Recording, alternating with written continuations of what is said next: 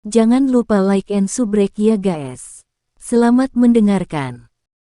Sinar matahari yang hangat menyebar saat Xiaoyan berjalan keluar dari menara, menyebabkan Xiaoyan, yang telah tinggal di menara selama 5 hari penuh, memiliki dorongan untuk hanya berbaring dan tidak bergerak. Dia menutupi wajahnya dengan tangannya dan menatap langit biru melalui celah di antara jari-jarinya. Dia tanpa sadar menghirup udara segar dengan sekuat tenaga. Meskipun pelatihan di menara penyulingan ki langit yang berkobar dapat membuat seseorang berlatih dengan lebih cepat, kebodohan semacam itu menyebabkan hati orang-orang menjadi terlalu tertekan. Akademi dalam juga memikirkan hal ini, itulah mengapa cahaya di dalam menara dibuat sedemikian rupa sehingga hangat tetapi tidak suram.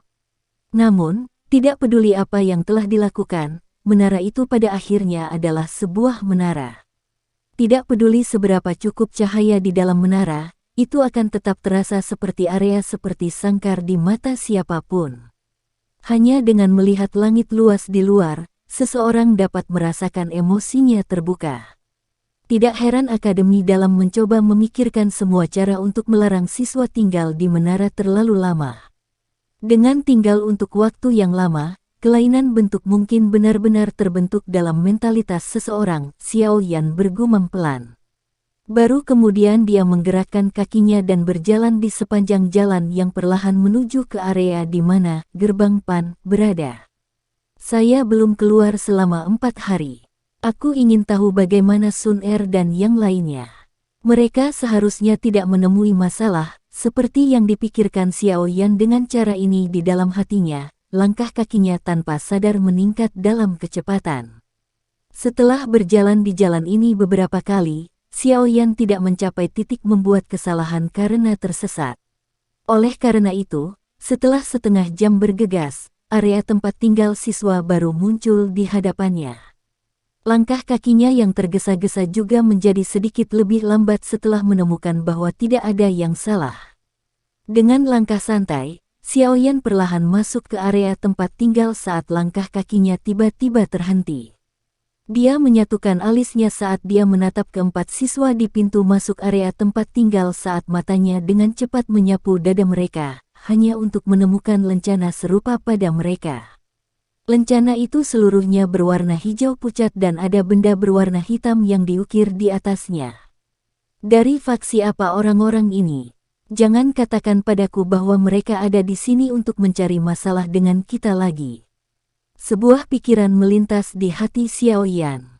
Ekspresinya menjadi lebih gelap dan suram. Apakah orang-orang ini tidak terlalu seperti pengganggu? Mereka datang untuk membuat masalah berkali-kali. Apakah mereka benar-benar mengira bahwa siswa baru ini tidak memiliki sifat pemarah? Xiaoyan menggerakkan tangannya sedikit dan penguasa berat yang sangat besar dengan aneh muncul dan muncul. Dia memegang gagang penggaris dengan erat saat dia berjalan menuju 4 siswa di pintu masuk dengan wajah gelap dan serius. Kemarahan gelap dan dalam di wajahnya adalah sesuatu yang bisa dilihat siapapun. Pada saat ini, keempat siswa di pintu juga melihat Xiaoyan. Mereka segera dikejutkan sebelum mereka berempat langsung bergegas ke Xiaoyan. Xiaoyan menyipitkan matanya dan langsung memperhatikan keempat orang itu. Jari-jari kakinya menginjak tanah. Namun, tubuhnya baru saja melesat ke depan ketika teriakan heboh dari mulut keempat orang itu menyebabkan wajahnya tertegun. "Chief, Anda akhirnya kembali." Penguasa berat di tangannya tiba-tiba dimasukkan ke tanah. Menggunakan ini untuk menghentikan tubuhnya yang baru saja hendak menyerang ke depan. Dia terkejut ketika dia melihat 4 orang yang datang ke sisinya. Beberapa saat kemudian, dia bertanya dengan agak ragu, "Kamu adalah orang-orang dari Pan's Gate?" "Hihi, ya." Seorang pria muda di antara mereka yang memiliki wajah biasa, tapi senyum cemerlang, mengangguk dan berbicara dengan senyum di wajahnya. Senior Sun Er berkata bahwa karena kita adalah faksi, kita harus memiliki lencana milik kita. Dia berkata bahwa ini akan meningkatkan rasa memiliki anggota terhadap Pan's Gate. Petik 2. Xiaoyan menghela nafas lega di dalam hatinya. Dia merasa sedikit malu. Sebagai seorang pemimpin, dia benar-benar agak tidak bertanggung jawab. Dia sebenarnya tidak dapat mengingat wajah para anggota dan bahkan hampir menyerang mereka sebelumnya. Xiao Yan menyapu pandangannya ke 4 orang itu.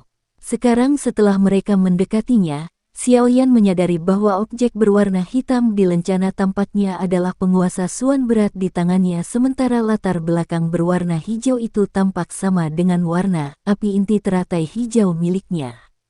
Petik 1. Gadis ini benar-benar sangat teliti. Xiao Yan tertawa pelan, menepuk 4 orang yang bersemangat di sampingnya dan bertanya, Sun Er seharusnya ada di dalam, kan? Ya, Sun Er senior ada di dalam.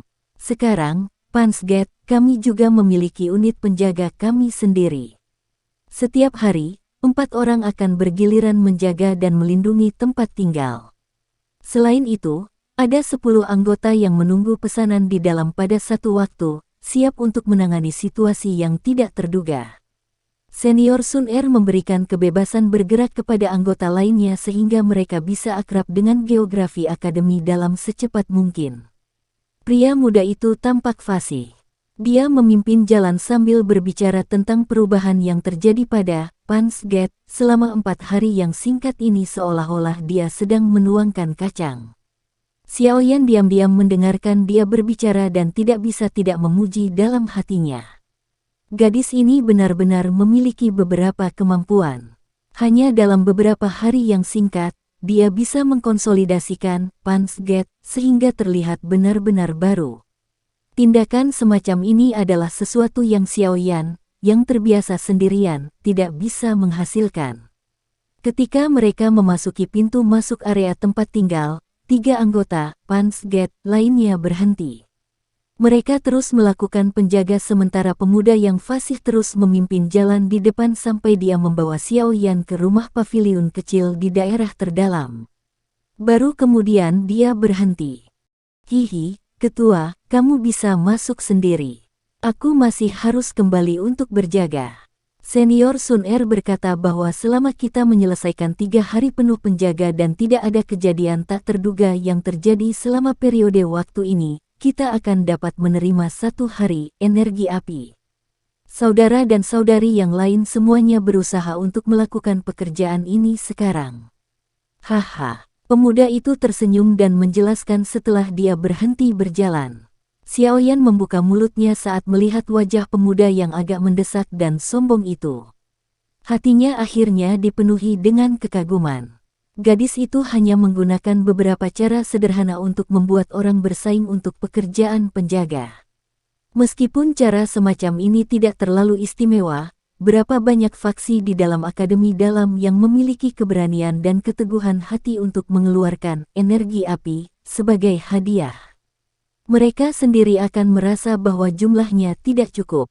Xiao Yan, yang telah pergi ke tingkat kedua dari Menara Pemurnian Ki Langit yang berkobar, dengan jelas memahami seberapa besar permintaan untuk energi api di bagian bawah menara. Siapa namamu? Xiao Yan tersenyum dan bertanya tepat sebelum pemuda itu pergi. Ketua, saya dipanggil Taimu. Anda pasti harus mencari saya jika Anda memiliki masalah di masa depan. Bahkan jika aku tidak bisa menang dalam pertarungan, ada banyak saudara di dalam Pansgate. Pemuda yang menyebut dirinya Taimu tersenyum saat dia mengusap wajahnya, merasa sedikit terkejut dengan perlakuan yang diberikan Xiao Yan kepadanya, menanyakan namanya. Baiklah, Anda harus pergi dan melakukan tugas Anda. Xiao Yan mengangguk. Dia menatap ke belakang orang lain saat yang terakhir berlari dengan langkah besar dan sekali lagi mendesah pada perubahan Pansgate. Gerbang Pan saat ini dipenuhi dengan kohesi yang sangat solid. Kekuatan semacam ini adalah faktor paling dasar yang memungkinkan faksi tumbuh. Xiao Yan tersenyum di dalam hatinya saat dia berbalik dan mendorong pintu ke paviliun rumah sebelum perlahan masuk. Saat memasuki paviliun rumah, tatapan Xiao Yan menyapu ke segala arah sebelum akhirnya berhenti di ambang jendela di lantai 2, di mana punggung cantik seseorang yang dengan hati-hati menyiram bunga. Pada saat ini, sinar matahari yang redup mengalir melalui jendela, menyinari tubuh tinggi dan halus itu. Tubuhnya seperti teratai hijau yang bergoyang di bawah sinar matahari, tampak anggun dan dunia lain, tetapi dipenuhi dengan godaan pada saat yang sama. Tatapan Xiaoyan agak kabur saat dia melihat sosok cantik itu. Dia tetap diam, tidak mau merusak gambar yang indah ini. Xiaoyan GG, tidak peduli betapa indahnya gambar itu, pada akhirnya akan tiba saatnya seseorang kembali ke kenyataan. Setelah dia meletakkan panci air di tangannya, wanita muda itu akhirnya melihat pria muda berjubah hitam di bawah. Sukacita samar dan kemerahan halus tanpa sadar muncul di wajahnya yang indah. Xiaoyan pulih saat dia mendengar suara jelas dari wanita muda itu. Dia tersenyum pada yang terakhir sebelum perlahan-lahan berjalan ke lantai 2. Saat tangannya mengusap kepala Sun Er, dia tersenyum dan memuji, "Gadis, lumayan. Saya tidak menyangka bahwa hanya dalam 4 hari, Anda akan mengelola Pans Gate dengan cara seperti itu. Aku benar-benar meremehkanmu." Petik 2. Ada juga upaya kakak Hu Jia di sini. Melihat tidak ada ekspresi aneh di wajah Xiaoyan, Sun Er diam-diam menghela nafas lega. Dia secara alami menarik tangan Xiaoyan dan berkata sambil tersenyum manis. "Untung ada kalian berdua. Kalau tidak, gerbang Pan ini cepat atau lambat akan dikelola oleh Wu Hao dan aku sampai hampir runtuh." Xiaoyan tertawa getir. Dia mengerti kemampuannya sendiri. Selain itu, Wu Hao, pertempuran orang gila itu jelas bukan ahli dalam manajemen. "Benar, di mana Hu Jia dan Wu Hao?" Xiaoyan menyapu pandangan ke segala arah dan bertanya dengan ragu. Sun Er mengerutkan bibirnya dan tertawa pelan. Dia berkata, "Elder Sister Hu Jia telah pergi ke Do Technic Hall. Dia ingin melihat apakah ada teknik Do kelas atas yang cocok untuknya di sana. Adapun Wu Hao, dia pergi ke arena pertarungan. Apalagi, dia belum kembali selama 2 hari terakhir, tapi Xiaoyan GG tidak perlu khawatir. Ada orang dari Pans Gate kita di sana. Seseorang akan memberitahu kami jika ada yang salah." Petik 2. Xiaoyan mengangguk sedikit. Dia menatap wajah tersenyum berseni, indah, dan jantungnya tidak bisa menahan untuk tidak berdebar. Dia mengulurkan tangannya dan memegang pinggang sempit yang memenuhi cengkeramannya. Setelah itu, dia menarik Sun Er yang agak malu ke dalam pelukan erat. "Kamu telah bekerja keras, Sun Er." Dagu Xiaoyan ditempatkan di depan dahi Sun Er saat dia bergumam lembut. Mengapa Xiaoyan GG begitu sopan pada Sun Er? Saat kita masih muda, Sun Er tiba-tiba tersenyum. Sebelum dia selesai mengatakan apa yang dia inginkan, dia disela oleh Xiaoyan. "Selama beberapa tahun ini, Anda telah membayar saya lebih dari 100 kali lipat untuk tindakan tidak disengaja yang saya lakukan ketika saya masih muda." Xiaoyan mendesah lembut. Apa yang gadis ini berikan padanya terlalu berlebihan. Awalnya, dengan karakternya yang seperti lotus yang elegan, sangat sulit baginya untuk mengkhawatirkan pria tertentu di dalam hatinya. Selain itu, dengan ketampanannya, hanya ada sedikit pria seusia yang bisa menarik perhatiannya. Meskipun kekuatan di permukaan hanyalah bintang 7 Dadoshi, Xiaoyan tidak akan pernah melupakan bagaimana dia, sebagai orang yang baru saja menjadi Doze saat itu di kota Wutan, telah melepaskan kekuatan seorang Dadoshi karena dari alkemis Liu Xi, yang disewa oleh klan Jiali. 3 tahun lalu, dia mampu mencapai kekuatan seorang Dadoshi. 3 tahun kemudian, saat dia memikirkan sampai saat ini, Xiaoyan sekali lagi tertawa getir. Wajah Sun Er dengan lembut bersandar di dada Xiaoyan. Sun Er tidak keberatan. Busur dangkal yang keras kepala terangkat di sudut mulutnya.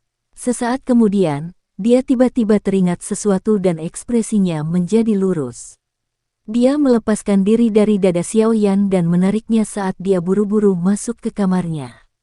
"Apa itu?" Tindakan Sun Er menyebabkan Xiaoyan terkejut saat dia bertanya dengan ragu. "Ada seseorang yang aku ingin kamu temui." Sun Er tersenyum. Dia dengan lembut bertepuk tangan dengan tangannya yang lembut. Bayangan gelap dari sudut ruangan tiba-tiba meluas. Setelah itu diaglomerasi dan bergoyang dengan cepat.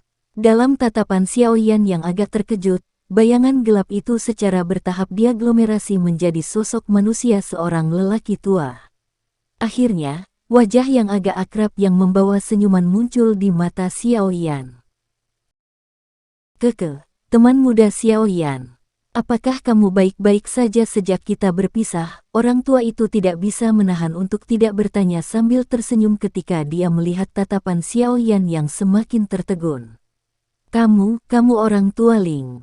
Mata Xiao Yan menatap pria tua di depannya. Sesaat kemudian, dia berbicara dengan sikap yang agak tidak percaya. "Orang tua Ling." Orang tua yang muncul di depan Xiao Yan secara mengejutkan adalah pembantu misterius Do Huang dengan latar belakang yang tidak diketahui ketika yang terakhir telah menyerbu ke Mystic Cloud Sect. Melihat Xiao Yan tertegun dan heran, Ling Ying tersenyum dan mengangguk. Dia membungkuk sedikit ke arah Sun Er. Nona muda. Xiao Yan berangsur-angsur pulih dari kebodohannya. Ketika dia mendengar cara Ling Ying memanggil Sun Er, tatapannya tanpa sadar beralih ke yang terakhir. Ada sedikit kelegaan di matanya saat dia sedikit mengernyit dan berkata, "Kalian berdua." "Keke, Tuan Muda Xiao Yan. Sekitar kurang dari setengah tahun setelah Anda meninggalkan kota Wutan, saya mematuhi pengiriman Nona muda dan tiba di Kekaisaran Jiama. Aku pergi mencari jejakmu dan diam-diam melindungimu di sepanjang jalan."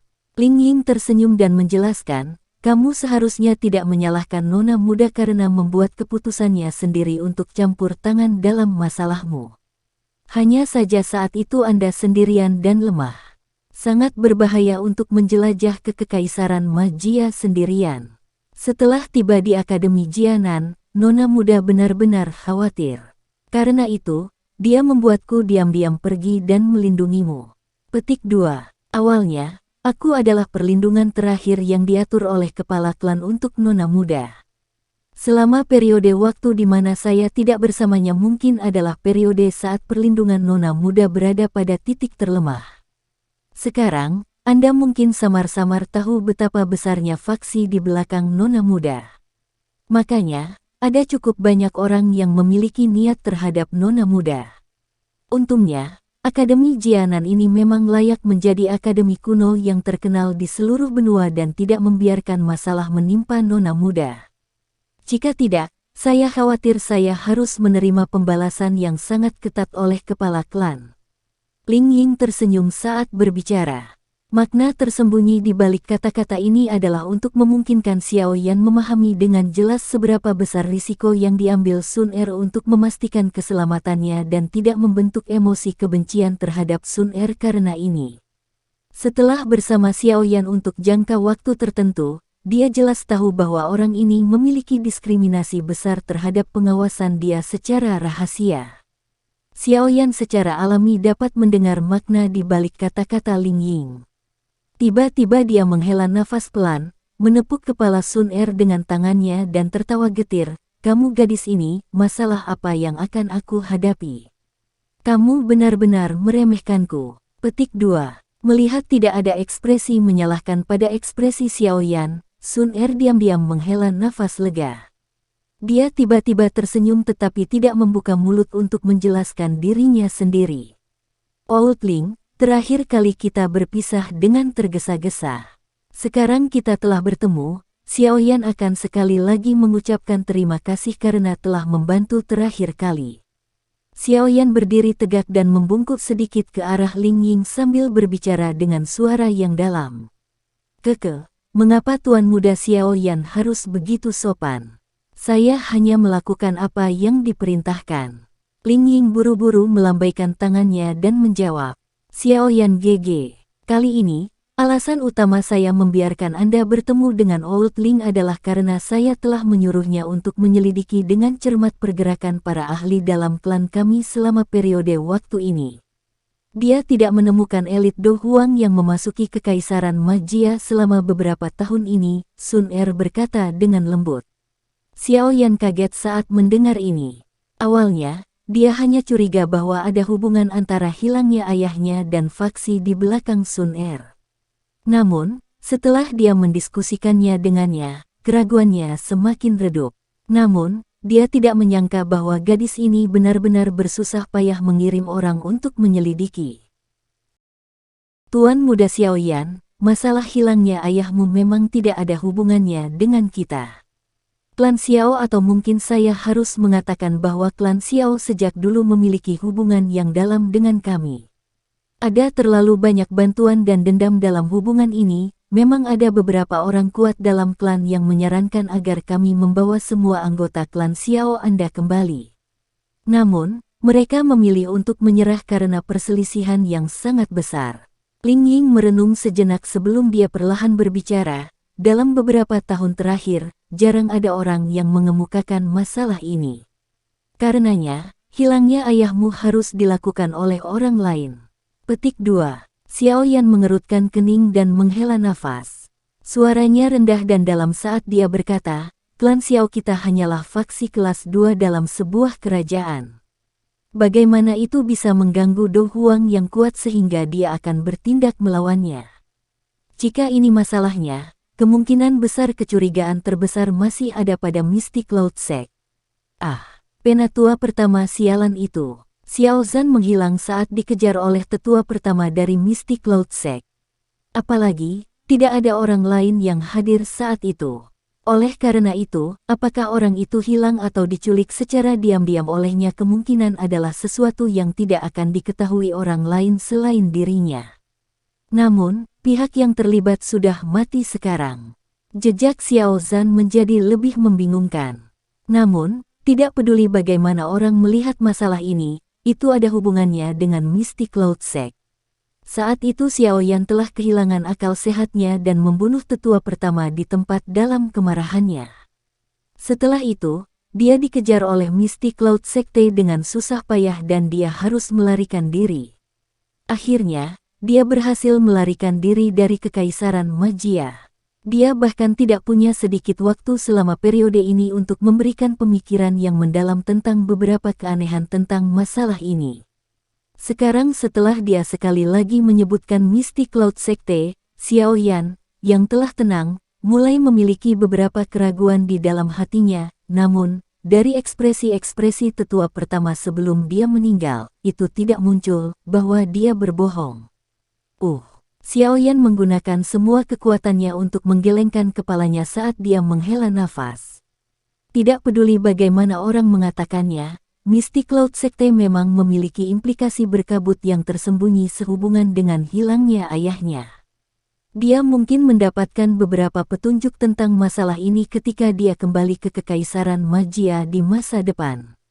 Sekarang, bagaimanapun, dia yang dikejar dengan niat untuk membunuh, masih tidak memiliki kekuatan untuk bersaing dengan seluruh Mystic Cloud Sect.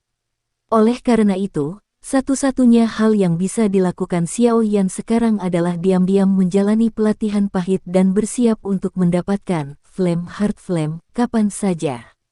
Dia jelas tahu bahwa jika dia berlatih dengan cara normal, kemungkinan besar tidak mungkin baginya untuk memiliki kekuatan untuk kembali dan membalas dendam pada Mystic Cloud Sect tanpa waktu 5 tahun.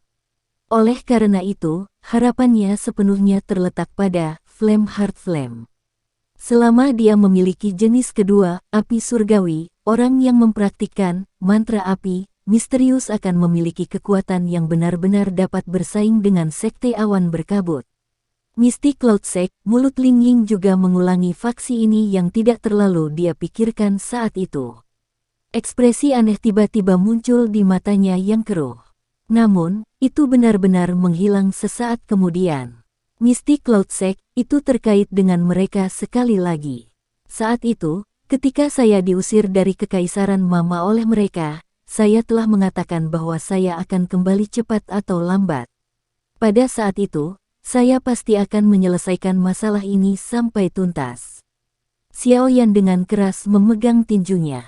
Suaranya mengandung amarah yang keras dan niat membunuh yang ditekan.